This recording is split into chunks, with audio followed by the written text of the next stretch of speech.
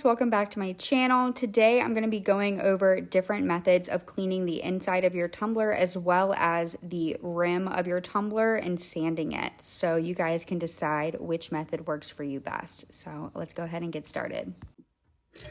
All right, so there are 2 layers of epoxy on this. This cup is not going to be finished. I'm going to finish it, but not in this video. I will finish it at another time, but I also wanted to use this video to show you guys how to clean cups and the different options of how you can clean cups. So as you can see on this cup, this has a pretty rough edge. Now, typically before my final coat, I like to sand the edge of the cup prior to putting on the final coat because this will allow for a smoother finish and to make sure that the seal is sealed. One of the best purchases that I've made for my business has been a Dremel. This is a Dremel 4000. I don't know the brand. I got it off of Amazon after a TikTok recommendation. It comes with all kinds of stuff. It's a little bit pricey, I'm not gonna lie to you, but honestly, I could never justify the price before I bought one, and then I bought one, and now I completely understand why people use them. One that I got that I will link below comes with a tool case. It comes with all sorts of attachments. I went ahead and purchased extra sanding wheel attachments. The one I use, it is a size 31.5 by 10 by 3.17, and the RPM is 29,000 to 32,000. Now, when you are dremeling or sanding, you should be using some type of protective gear. I have a mask and I also have glasses because I have used them without, and you end up breathing in a bunch of dust that you should not be breathing in. It's epoxy dust, so you shouldn't be breathing it in. And I've gotten stuff in my eyes. So highly recommend, no matter how silly you look, at least you'll be safe. I do recommend you doing your own research when it comes to PPE and protective equipment when it comes to your business and what you use and the materials you use. Make sure that you are being thorough and you are researching. Everyone has different reactions. Everyone has different preferences. So one of the other things that I can recommend is get one of these Lazy Susans. You don't have to get one this big. I actually want to look into finding one that's a little bit smaller. But I noticed that originally when I started using the Dremel, I would hold the cup and move the Dremel versus I could sit the cup on here and spin it without having to worry about the cup not being level or even, I guess. So I definitely recommend just getting a Lazy Susan. It'll be easier. So first we're gonna sand the cup. I'm gonna put on my mask and my glasses. You may not be able to hear me, so I'll wait to talk after. After we sand this, we're gonna go ahead and clean the inside of it.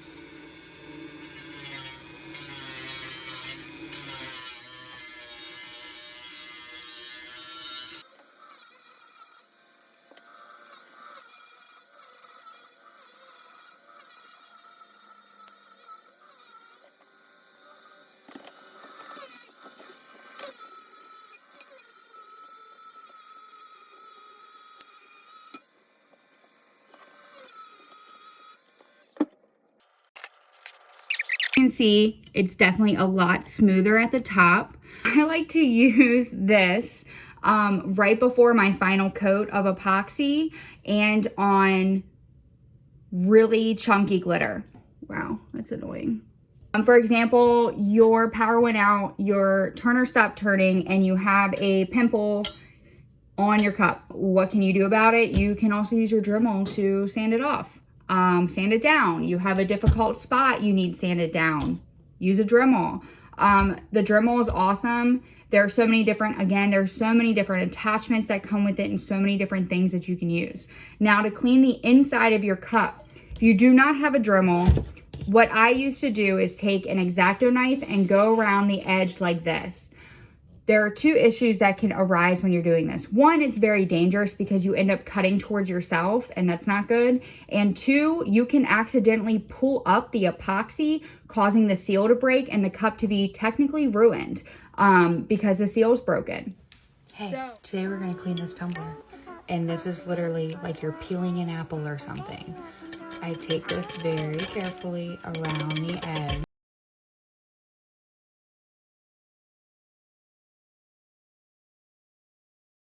Take your X-Acto knife and pull up any extra epoxy that may have fallen in or anything like that, or get a tumbler shield. Mine are arriving soon, so I can't wait to start using those to check those out. But to clean the inside of your cup, there are a few different options. Some people use like essential oils, like a lemon oil or things along those lines, reduce the smell. You can use 91% alcohol, you can use acetone, you can use goof off. You can do preventative methods like the dollar store cones that you put the cup on and spray paint.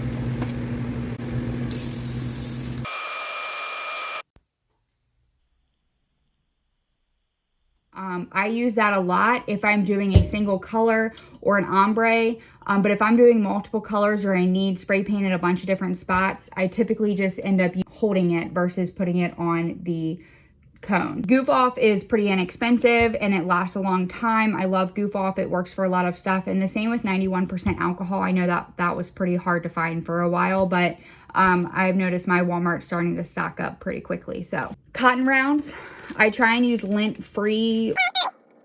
These don't say it on there, but I try and get like the lint free cotton rounds so that you don't have because I use these to clean my cups too on the outside or in between layers.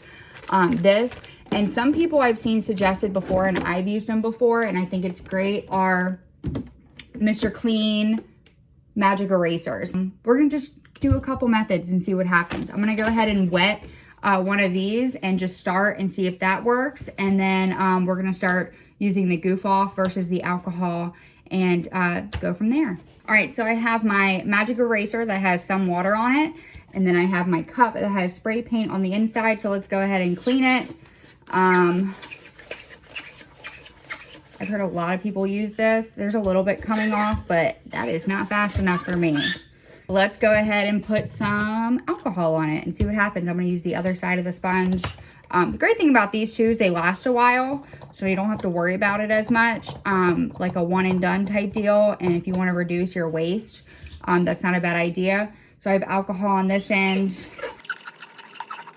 It seems like it's coming off a lot more, but it's still taking a little bit too long for me. I'm gonna go ahead and do my handy dandy cotton rounds with some goof off, and let's do that. So I usually do 2 cotton rounds, and this is goof off. You can get it at any hardware store, Walmart. I don't know if you can get it on Amazon, but if you can, I'll link it below. But I usually get mine from Walmart. I've had this for probably a year. I mean, it doesn't take much to do a lot. So I just got some on there. If you have nice nails, I recommend using gloves. Mine are due for a refill. So again, this is a chemical. So if you feel better doing this outside, that is completely your preference. I am home alone right now, so I don't mind doing this here. So same amount of time, definitely a lot more coming off.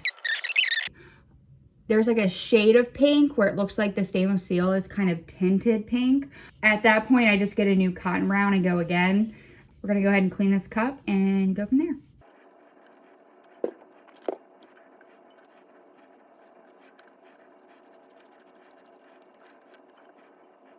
So as you can see, there's still some pink tint in there, but most of the pink spray paint is gone. Back to this and go from there. Yeah, once you get that initial layer of spray paint, it's kind of easier to use the magic eraser.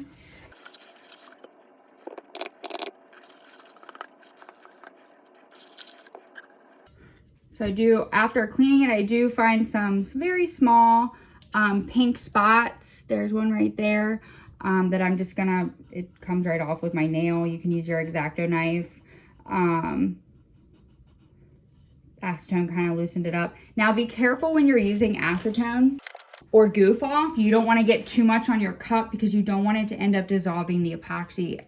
Acetone and goof off are great at removing epoxy when you're stripping a cup. I'll do another video on stripping a cup because I have a whole pile that needs to be stripped. But once you're done getting all of the spray paint out, after you do your final coat of epoxy and the cup's ready to go, it's all cleaned out, make sure that you also clean the inside of your cup with like some Dawn dish soap and just give it a quick little scrub. One, so your customer doesn't get a chemical smell when they open up the box. So I recommend cleaning the inside of your cup. And then also make sure on your care instructions you let your customers know to clean their cup before they use it for the first time, because who knows? So that is basically the end of the video. Thank you guys so much for watching. Make sure you subscribe, like this video, comment below your favorite method of cleaning your tumblers, and I will see you guys next time.